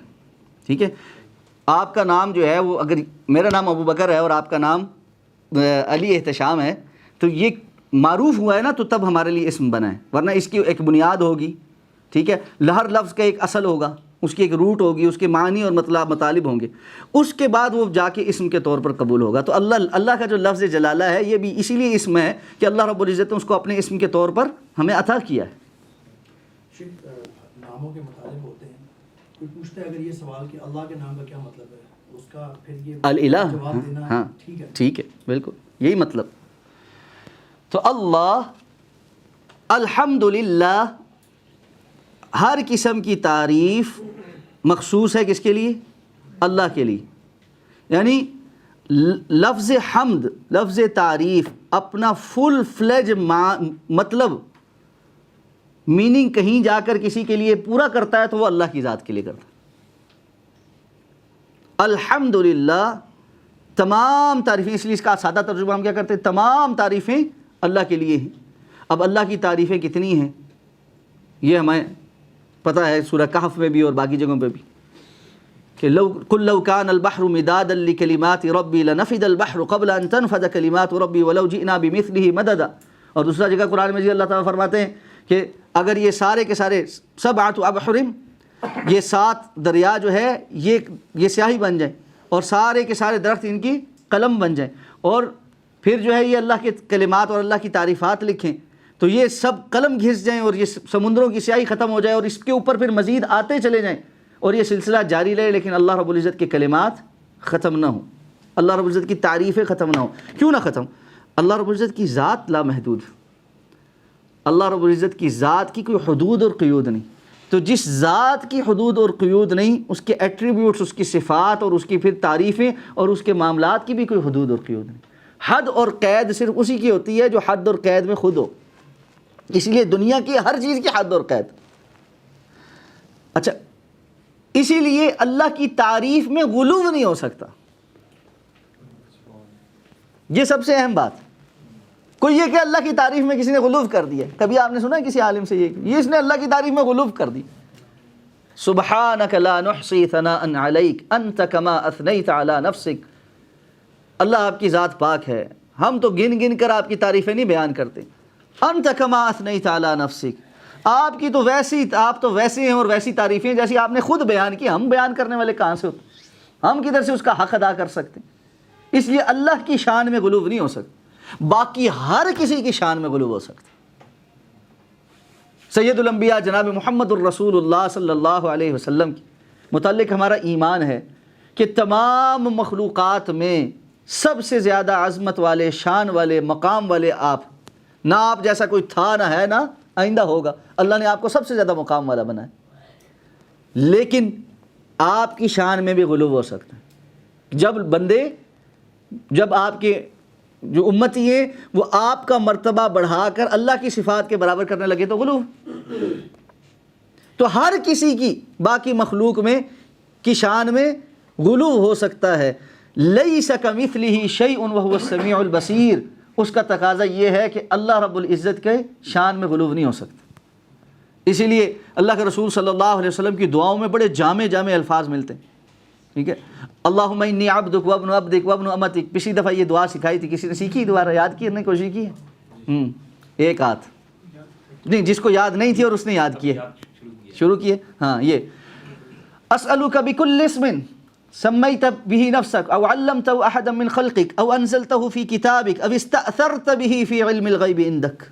اللہ آپ نے اپنے پاس اپنے علم غیب میں رکھا, کسی کو نہیں پتا کہ اللہ کے وہ تعریفیں بھی ہیں, وہ کلمات بھی ہیں.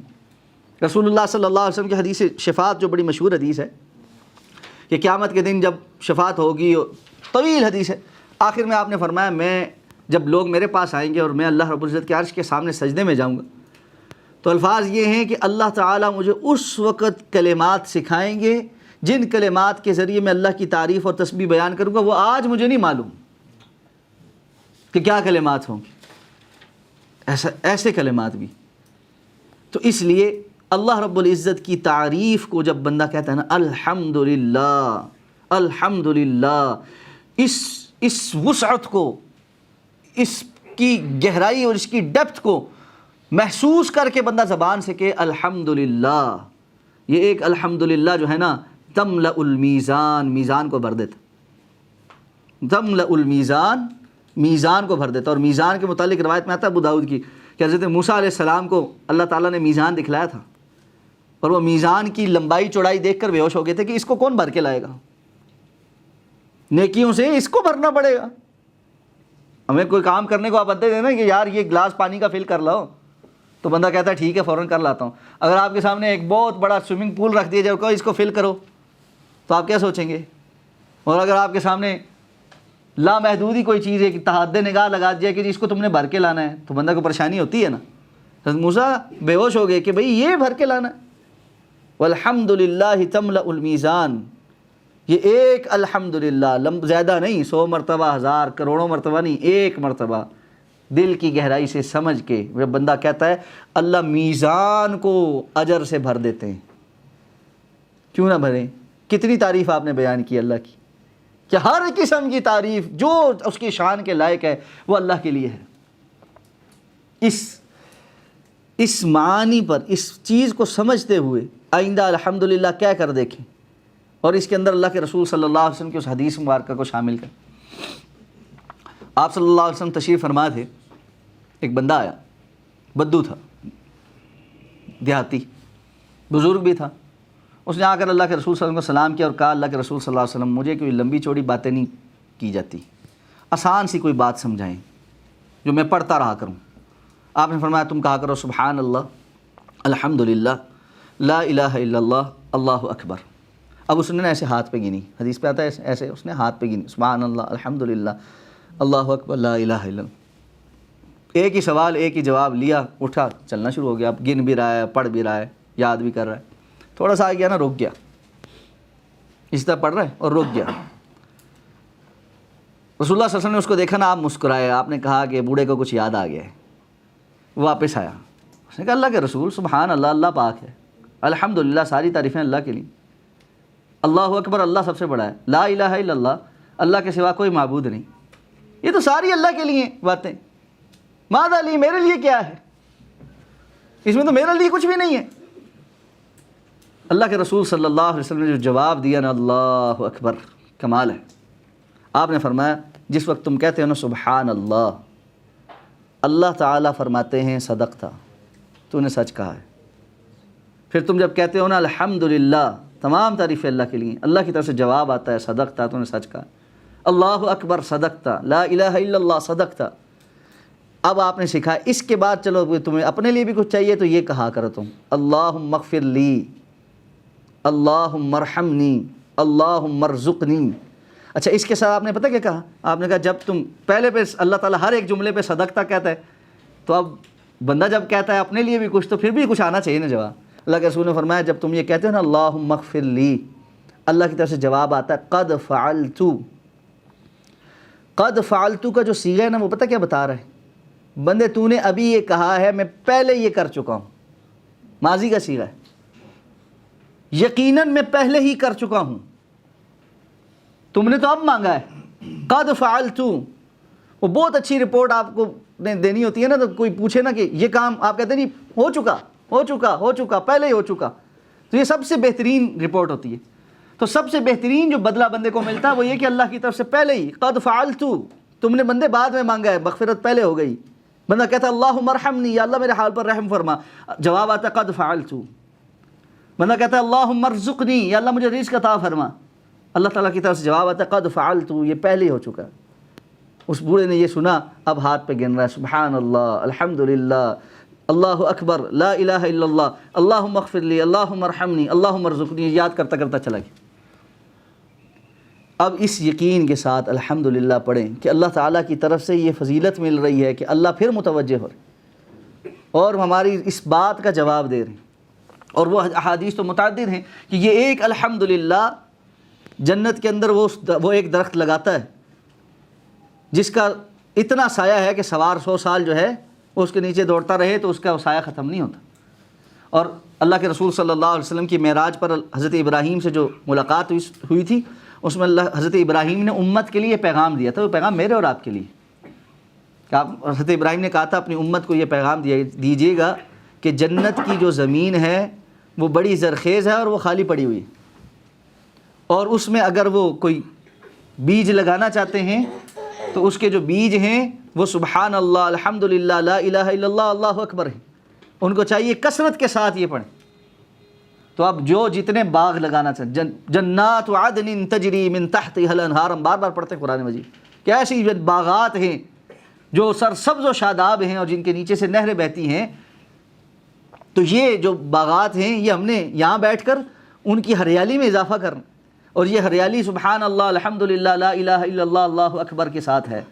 اور استفادے کے لیے ایک اور بات جس کا مجھے بہت فائدہ ہو، میں اس لیے بار بار یہ چیزیں بیچ میں ذکر کرتا رہوں گا کہ بہت فائدہ ہوتا ہے ان اذکار کا۔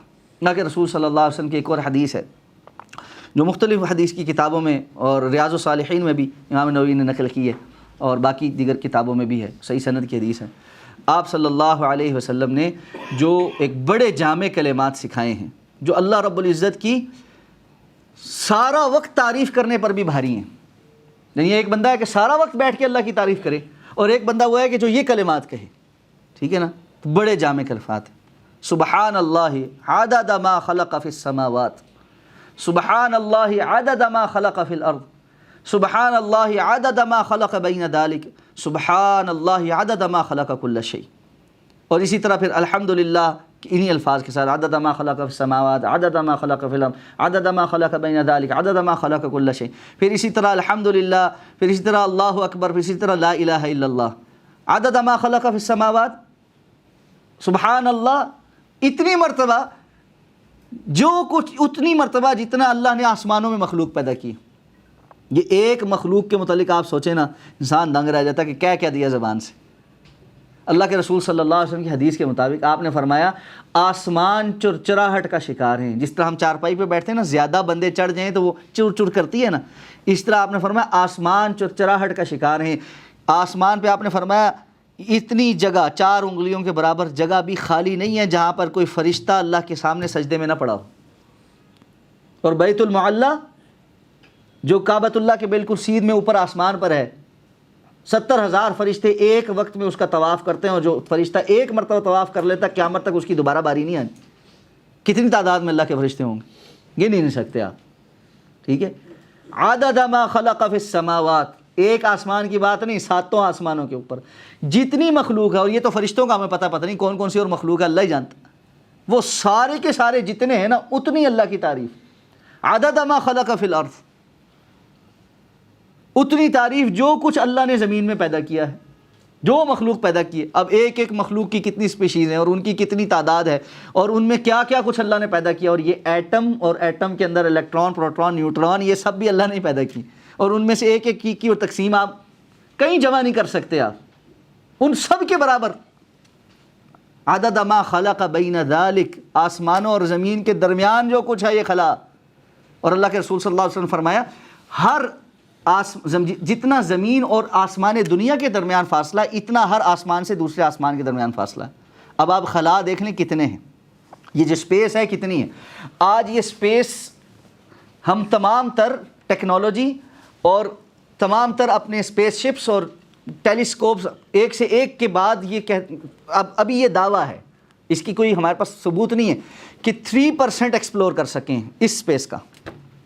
97% ہمارے پلے نہیں پڑا ابھی, اور وہ بھی ایک دعویٰ ہے اس لیے کہ اینڈ تو ہم نے دیکھا ہی نہیں کہ ہم کہ ناپ سکیں کہ جی یہ 97 ہے. کسی کو پتہ ہے یہ جو 3% ہے, اس میں جو سب سے دور ستارہ اب تک جس کی روشنی ہم نے کسی بہت سپر قسم کے ٹیلیسکوپ سے حاصل کیا, وہ کتنا دور ہے؟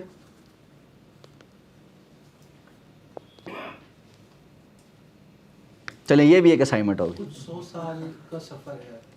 100 سال. observable universe ہے, جو ٹوٹل observable universe ہے وہ ایک اینڈ سے دوسرے اینڈ تک 96 بلین لائٹ ایئر. یہ جو ہے نا کیا کہتے ہیں آبزرویبل جو ہے نا, اس آبزرویبل میں جو سب سے دور ستارہ ہے, جو ہمارے پاس پیرامیٹرز ہیں, اس میں جو سب سے دور ڈسٹینس پہ جو ستارہ ہے وہ زمین سے کتنا دور ہے یہ تلاش کر کے لانا ہے. ٹھیک ہے, BBC کی ایک پوری اس پہ وہ ہے, چھوٹی سی ڈاکومنٹری ہے. ٹھیک ہے, لائٹ ایئر پتہ ہے نا کیا ہوتا ہے. ٹھیک ہے, اب لائٹ ایئر زمین یعنی روشنی جتنی رفتار سے ایک سال میں سفر کرتی ہے, اور پھر اس کے اوپر وہ اللہ اکبر, اور اس کو وہ کہتے ہیں کہ جی ہم نے جو آبزرویبل ہے وہ اتنی ہے, تو جو نہیں ابھی دیکھی وہ کہتے ہیں 97% ہے, اور ابھی اپنے تخمینے کے مطابق. اور یہ صرف اس دنیا اور اس زمین کے درمیان کا خلا ہے. اس میں آپ نے یہ کہا ہے سبحان اللہ عدد ما خلق بین ذالک.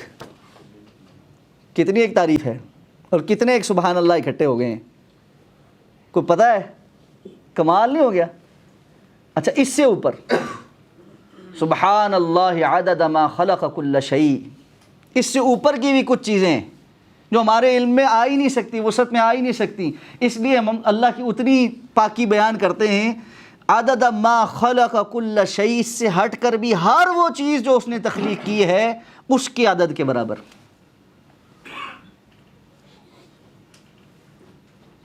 کمال ہے یہ جملے جو ہے نا. اچھا ان کو اس معانی کے ساتھ, اس مطلب کے ساتھ پڑھ کر اس ایک ہفتہ دیکھیں.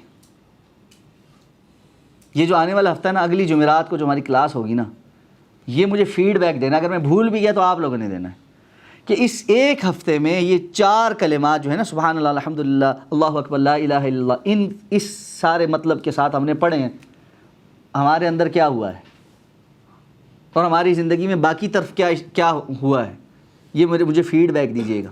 ٹھیک ہے, اتنے جامع کلمات ہیں اللہ اکبر کے, انسان کمال ہو گیا. ویسے یعنی یہ اللہ کی طرف سے اللہ کے رسول ہی بتا سکتے, کسی بندے کی وسعت وہاں پہنچ ہی نہیں سکتی. اس لیے جب اللہ کی تعریف ہم اس انداز میں کریں اور اس بات کو, اس مطلب کو سوچ کر الحمدللہ, اور پھر اتنی تعداد میں, بندہ نا اپنے رب کے کہاں قرب میں پہنچ جاتا ہے, انسان کو پتہ بھی نہیں چلتا.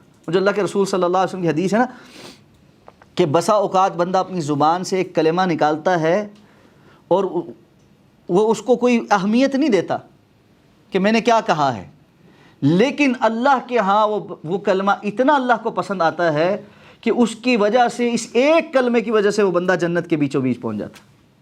اور اس کے برعکس بھی ہے، بسا اوقات بندہ زبان سے کوئی ایک کلمہ ایسا نکالتا ہے اور اس کو کوئی توجہ نہیں دیتا میں نے زبان پہ کیا کہہ دیا ہے، اللہ کو وہ اتنے غصے میں لے کر آتا ہے کہ اس کی وجہ سے وہ جہنم کے بیچوں بیچ پہنچ جاتا ہے، والعیاذ باللہ۔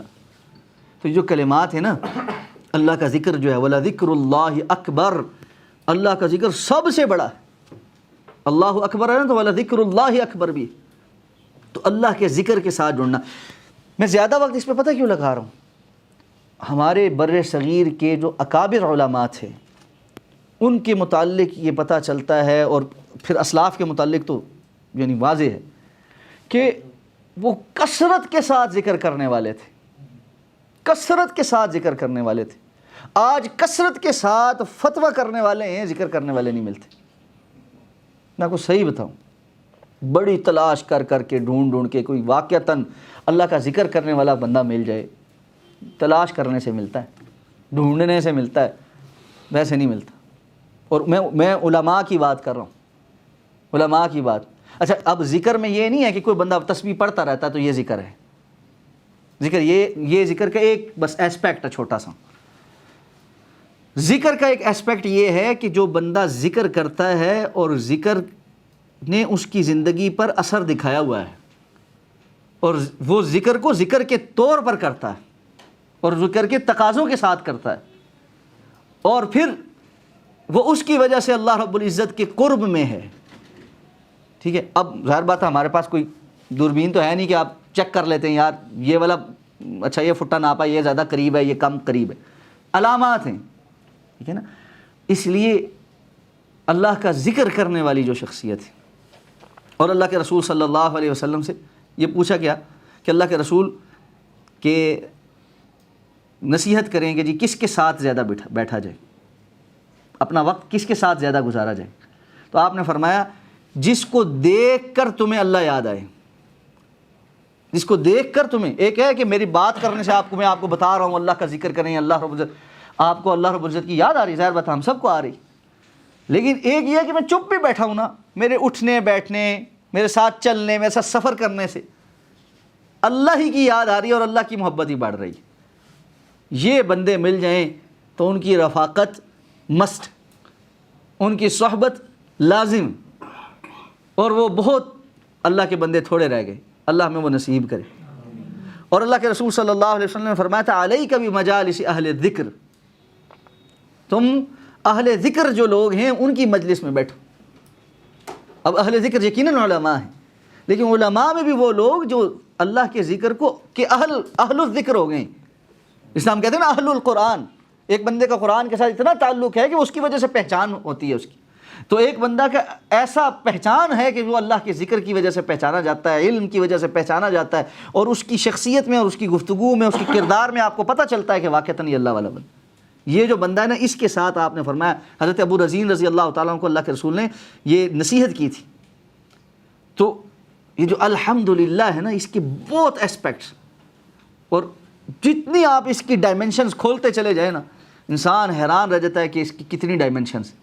اس لیے سب سے شروع میں اللہ کی اس تعریف کو بیان کر کے اس بات کو واضح کر دیا گیا ہے ہمارے لیے کہ اللہ رب العزت کی تعریف اور اللہ رب العزت کی حمد یہ اللہ کے نزدیک ایک بہت بڑی چیز ہے، عظیم چیز ہے۔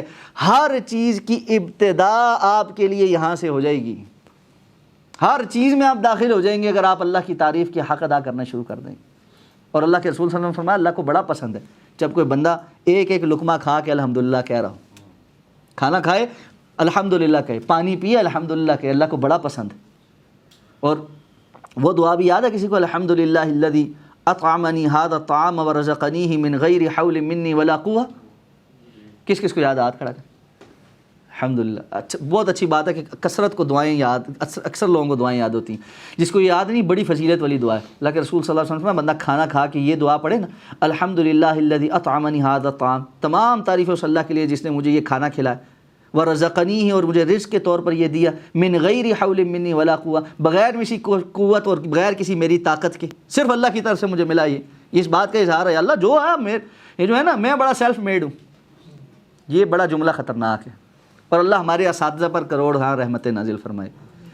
ڈاکٹر فضل اللہ صاحب نے بڑی اصلاح کی ایک دن میری، میں ان کے سامنے پاس گیا کسی بات کے مشورے کے لیے، ٹھیک ہے، تو کسی بندے کا تذکرہ ہوا کہ میں اس سے متعلق میں نے مشورہ لینا تھا کہ جی وہ بندہ کیسا ہے، میں اس کے ساتھ یہ فلاں معاملہ کروں یا نہ کروں، تو میں نے ان کو کہا کہ جی ڈاکٹر صاحب وہ بڑا اچھا بندہ ہے، اس طرح پڑھا لکھا ہے، یہ ہے وہ ہے، فیملی بیک گراؤنڈ ذرا کمزور ہے لیکن سیلف میڈ بندہ ہے، ٹھیک ہے، کہہ دیا جی وہ جس طرح ہم کہتے ہیں سیلف میڈ بندہ ہے۔ ڈاکٹر صاحب نے ہم چلتے ہوئے جا رہے تھے مسجد مینار الدا سے نکل کے نا، ڈاکٹر صاحب کا جو آفس ہے نا اس سے چلتے ہوئے جا رہے تھے، تو چلتے چلتے ان کا جو انداز ہے، اللہ تعالیٰ ہمارے ڈاکٹر صاحب کی حفاظت فرمائے، اللہ تعالیٰ میں ان سے استفادہ کرنے کی توفیق عطا فرمائے، اللہ والے بندے ہیں اور ہم مردہ پرست قوم ہیں، جب کوئی چلا جاتا ہے نا ہم پھر بڑے اس کا کلابے ملاتے ہیں کہ یار فلاں ایسا تھا، زندگی میں جا کے سلام کرنے کی توفیق نہیں ہوتی، اور اس میں بڑا کمزور ہوں، اللہ مجھے ہدایت عطا فرمائے۔ چلتے چلتے مجھے نا ہاتھ پکڑ لیا ایسے، بیٹے نہ ان کا جو انداز ہے نا، نہ یہ لفظ آئندہ نہیں کہنا، سیلف میڈ، اللہ میڈ، سیلف میڈ کچھ نہیں ہوتا، سب اللہ میڈ ہوتا ہے، بندے کی کیا اوقات ہے کہ وہ سیلف میڈ کہہ سکے یا کسی کو کہے سیلف میڈ، اللہ اکبر۔ اس دن واقعتاً صحیح بات یہ احساس ہوا کہ ہم کتنا غلط لفظ کہہ دیتے، میں بڑا سیلف میڈ ہوں یا فلانا سیلف میڈ، اللہ میڈ ہی ہے۔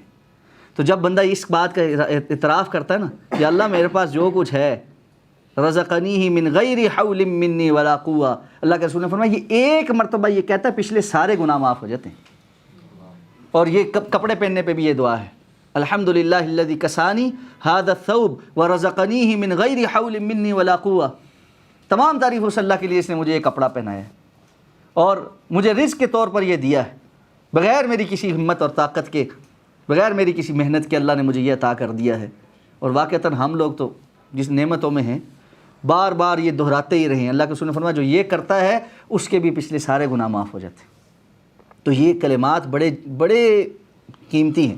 تو ذکر کا میں اس لیے اتنا ایمفیسس کر رہا ہوں، ذکر بہت معدوم ہو گیا۔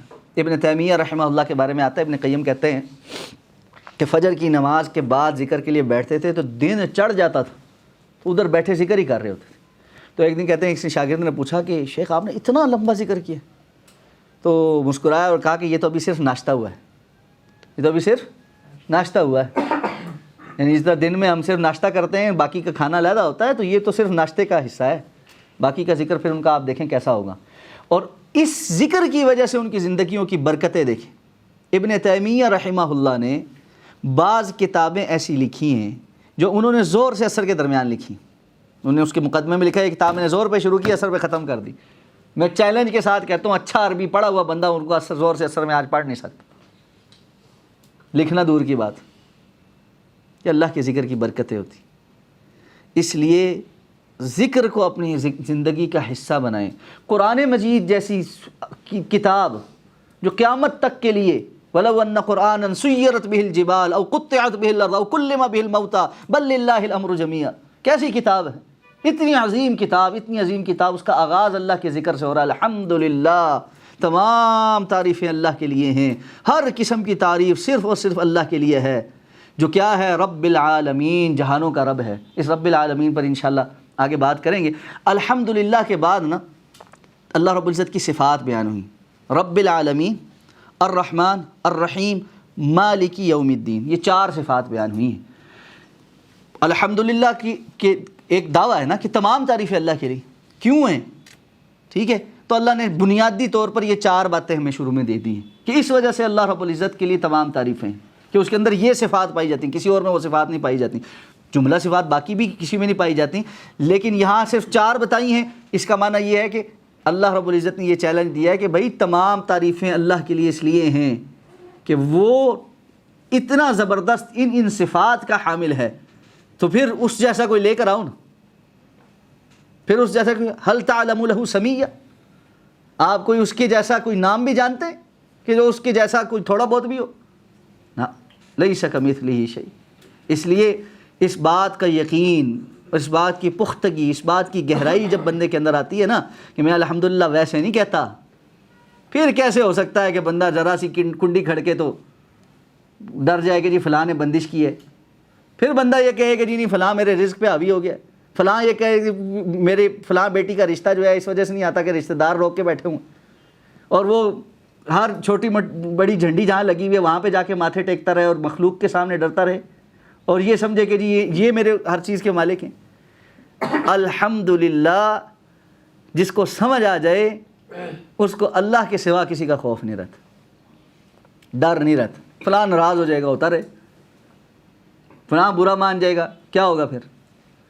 صرف یہ فوکس رہ جاتا ہے کہ اللہ ناراض نہ ہو جائے، رب کائنات راضی ہے، سب ٹھیک ہے، اللہ ناراض ہے، ساری دنیا ہاتھ جوڑ کے کھڑی ہے، کوئی فائدہ نہیں۔ اس لیے یہ پختگی اپنے اندر اتارنی، اس پختگی کے ساتھ الحمدللہ کا مزہ آتا ہے، اور یہ ہے جو ذکر آپ کے اندر لے کر آتا ہے، یہ رنگ چڑھنا چاہیے۔ صبغۃ اللہ ومن احسن من اللہ صبغۃ، یہ جو اللہ کا رنگ ہے، اور اللہ کے رنگ سے زیادہ خوبصورت رنگ کس کا ہے؟ جو جس پر چڑھ جائے کمال کا وہ رنگ ہوتا ہے۔ اس لیے جب ہم نے اس میدان میں اترنا ہے نا، اس نیت کے ساتھ اترنا ہے کہ اللہ کا وہ رنگ اپنے اوپر چڑھانا ہے، اس کو جتنا زیادہ چڑھا سکیں، جتنا زیادہ اپنے اوپر غالب کر سکیں، لوگ سمجھ جائیں دیکھ کے کہ جی اللہ والا ہی ہے، بس اس نے کسی اور کی نہیں ماننی، اللہ کی ہی ماننی، اور اتنا یقین ہو دوسروں کو کہ اس کو اللہ کی بات بتائیں گے نا، اس نے نہ کرنی ہی نہیں، اس نے نہ کرنی ہی نہیں۔